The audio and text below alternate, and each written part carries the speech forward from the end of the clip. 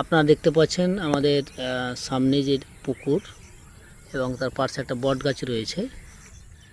এটা ঐতিহ্যবাহী পুকুর, যেটাকে আমরা নীল পুকুর নামে চিনি। সেই পুরনো দিনে মানুষ দূর দূরান্ত থেকে মালদা, মথাবাড়ি, কালিয়াচক, এদিকে ফারাক্কা, এদিকে বাড়ারুয়া, দূর দূরান্ত থেকে মানুষ এখানে করে স্নান করতে আসতো। কারণ মানুষের আগের দিনে যখন কোনো রকমের অসুখ বিসুখ হতো, এখানে ডুব দিলে মানুষের একটা বিশ্বাস ছিল যে স্নান করলেই এখানকার অসুখ সেরে যায়। তাই মানুষ প্রচণ্ড পরিমাণে ভিড় জমাতো। এমনকি সাপ্তাহিক এখানে প্রত্যেকটা সপ্তাহে মেলাও বসতো, সেই মানুষের ভিড়কে কেন্দ্র করেই। আজকে আমরা সেখানে এসে উপস্থিত হয়েছি।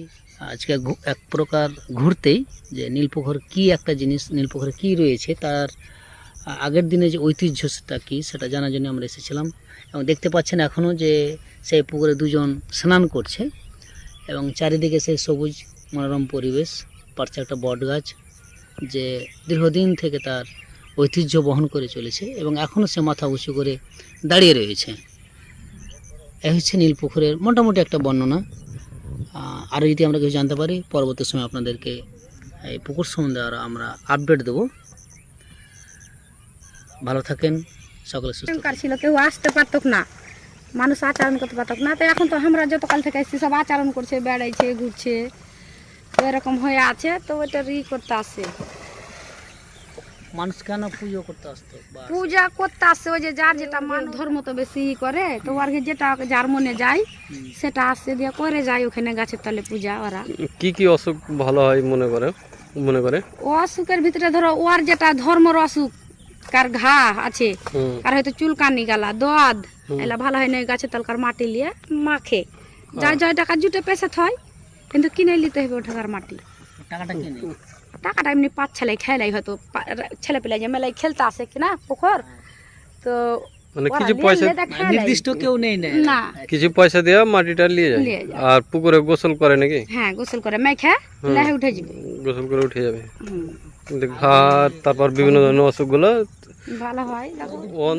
থেকে আসে বহুত দূরকার লোক আছে, যেমন ধরো জঙ্গিপুর, বহরমপুর, কলকাতার লোক অবধি আসে এই পুকুরে স্নান করতে। কলকাতা লোক বহুত ডেলি তো আসে, সোমবার করে কিনা, সোমবারের দিন ওরা মাইনা আসে। সোমবার, আজকে তো সোমবার ছিল, আজকে সোমবার ছিল, সব বিকালবেলা না সকালবেলা আসছিল। আচ্ছা, সব 8টা থেকে আসতে চালু করবে, 12টা অবধি আসা যাওয়া করবে, লেহিবে ধুইবে, সবাই লেহিবে। মালদা দিক থেকেও আসে লোক, বহুত দূরকার লোক আসে এখানে লেহিতে। সোমবার করে আসে নাকি? সোমবার করে না, ওরা মাইনা সোমবার আসে বেশি। আর এমনি দেখো যার যখন মন হলো আসে, কিন্তু ওই গাছের তলা আসবে মানে অ্যাকচুয়ালি, হ্যাঁ মানে। জায়গাটার নাম কি?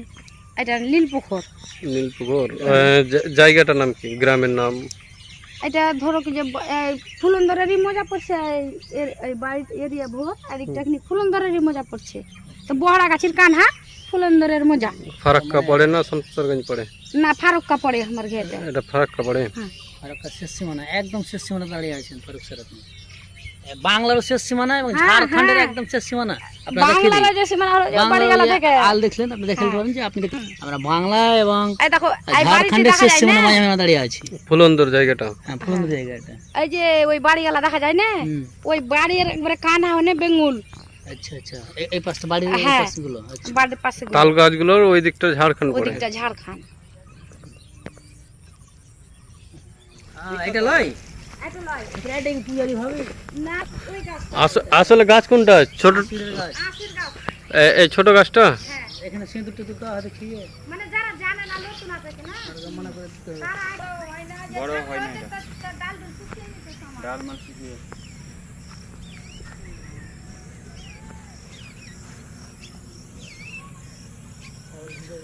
মানে নতুন যারা আছে জানে না, তারা এই গাছটাকে করে পূজা। এই গাছটা তো মাটি ছিল, এই সব ছোড়া ছোড়া বিক্রি করে দিলে না, তো গাছটা একদম বসার মতন জায়গা ছিল। খুঁড়ে বিক্রি করে কোনটা